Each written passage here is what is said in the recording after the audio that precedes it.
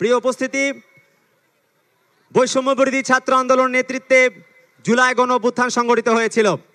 তরুণদের নেতৃত্বের এই বাংলাদেশ আমাদের আশার পথ দেখায়। আমরা এই মুহূর্তে বক্তব্য রাখার জন্য অনুরোধ করছি বৈষম্যবিরোধী ছাত্র আন্দোলনের বিপ্লবী সদস্য সচিব আরিফ সোহেল।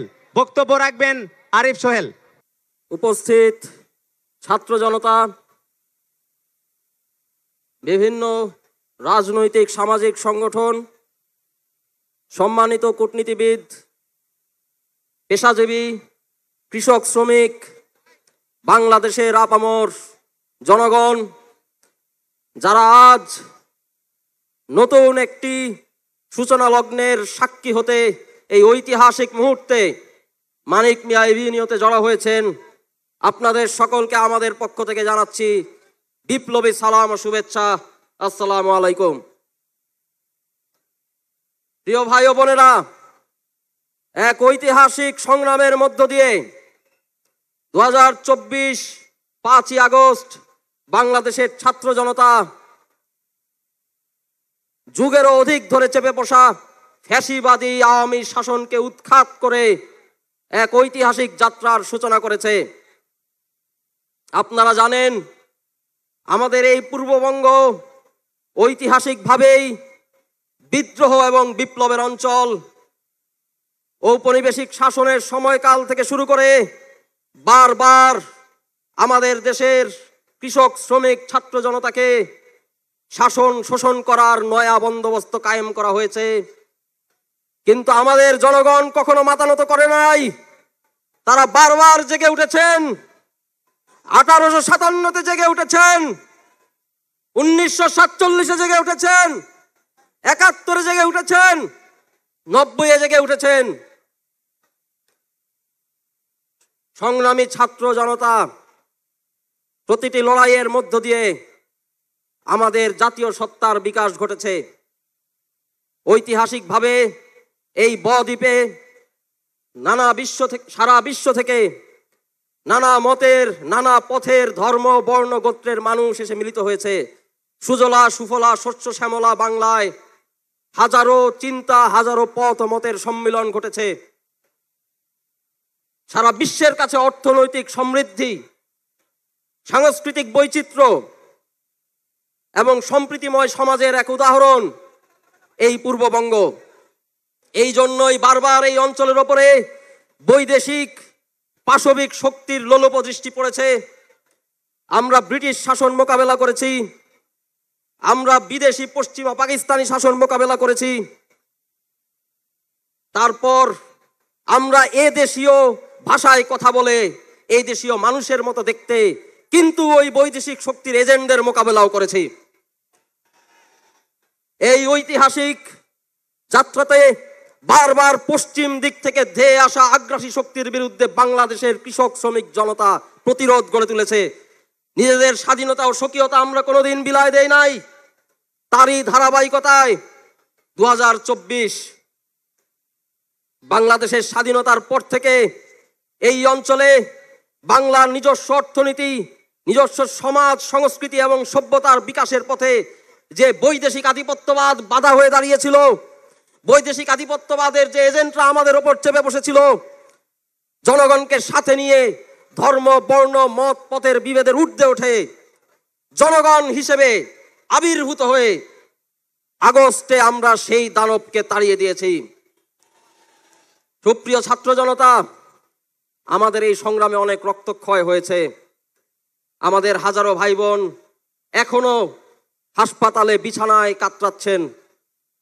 আমাদের হাজারো ভাই বোন শহীদ হয়েছেন। আমাদের শহীদ এবং গাজী ভাই ও বোনদের আত্মত্যাগের দায়ভার এখন আমাদের কাঁধে। আমাদের কর্তব্য কি? বাংলাদেশে 2024-এর গণ অভ্যুত্থানের মধ্য দিয়ে জনগণের নতুন আশা আকাঙ্ক্ষা, রাজনৈতিক স্বপ্ন হাজির হয়েছে। জনগণ এখন আর কারো দাসত্ব মেনে চলতে চায় না, কারো কোনো এলিট গোষ্ঠীর নেতা হয়ে ওঠার কোনো অস্ত্র হিসেবে সে ব্যবহৃত হতে চায় না। জনগণ এখন নিজেদের ভাগ্য নিজেরা নির্মাণ করবে। কোনো পরিবারতন্ত্র, কোন এলিট গোষ্ঠীর হাতে জনগণ ব্যবহৃত হবে না, হবে না, হবে না। বাংলাদেশে কৃষকের ছেলে, শ্রমিকের ছেলে, মজুরের ছেলে সামনের বাংলাদেশের নেতৃত্ব দিবে। 2024 সালে এটাই নতুন বন্দোবস্ত। আমাদের রক্তের দাম এটাই, আমাদের রক্তের দায়ভার এটাই। এই ঐতিহাসিক দায়িত্ব কাঁধে নিয়ে নতুন রাজনৈতিক আশা আকাঙ্ক্ষা বাস্তবায়ন করতে দরকার নতুন রাজনৈতিক শক্তির। এই লক্ষ্য অর্জনে সারা দেশে বৈষম্য বিরোধী ছাত্র আন্দোলন, গণ অভ্যুত্থান নেতৃত্বদানকারী প্ল্যাটফর্ম এবং সারা দেশের সচেতন নাগরিক সমাজ, সুশীল সমাজ, কৃষক শ্রমিক জনতা, তাদেরকে সংগঠিত করতে গঠিত হওয়া জাতীয় নাগরিক কমিটির উদ্যোগে সারা বাংলাদেশ আমরা ঘুরেছি। আমরা কৃষকের কাছে গিয়েছি, শ্রমিকের কাছে গিয়েছি, পেশাজীবীর কাছে গিয়েছি, ব্যবসায়ীর কাছে গিয়েছি, দিনমজুরের কাছে গিয়েছি। আমরা তাদের কথা বুঝতে চেষ্টা করেছি, কেন তারা অকাতরে রক্ত ঢেলে দিয়ে আগস্টে ফ্যাসিস্ট আওয়ামী লীগকে উৎখাত করেছিলেন।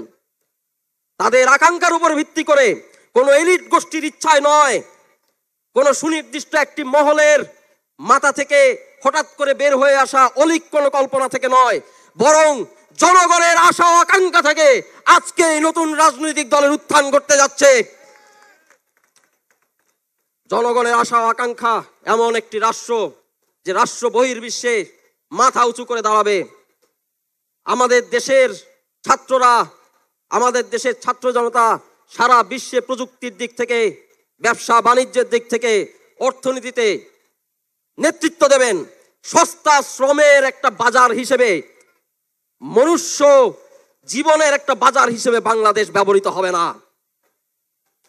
বাংলাদেশের মানুষের শিক্ষা ও স্বাস্থ্যের অধিকার, তাদের বাসস্থানের অধিকার, মৌলিক অধিকার, মানবাধিকার, দেশে নিজের দেশে মানুষের মতো মানুষ হয়ে বাঁচবার অধিকার, এটুকুর জন্য আমাদের সংগ্রাম আমরা অবশ্যই চালিয়ে যাব।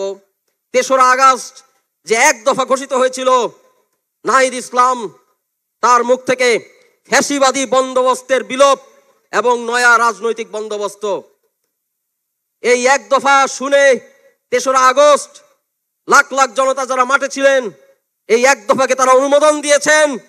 নিজের তাজা রক্ত দিয়ে তারা ভোট দিয়েছেন, নিজের বুকের তাজা রক্ত লাল কালিতে তারা লিখে দিয়েছেন সামনের বাংলাদেশের রাজনীতি ফ্যাসিবাদী ব্যবস্থা বিলোপের রাজনীতি, নয়া রাজনৈতিক বন্দোবস্তের রাজনীতি।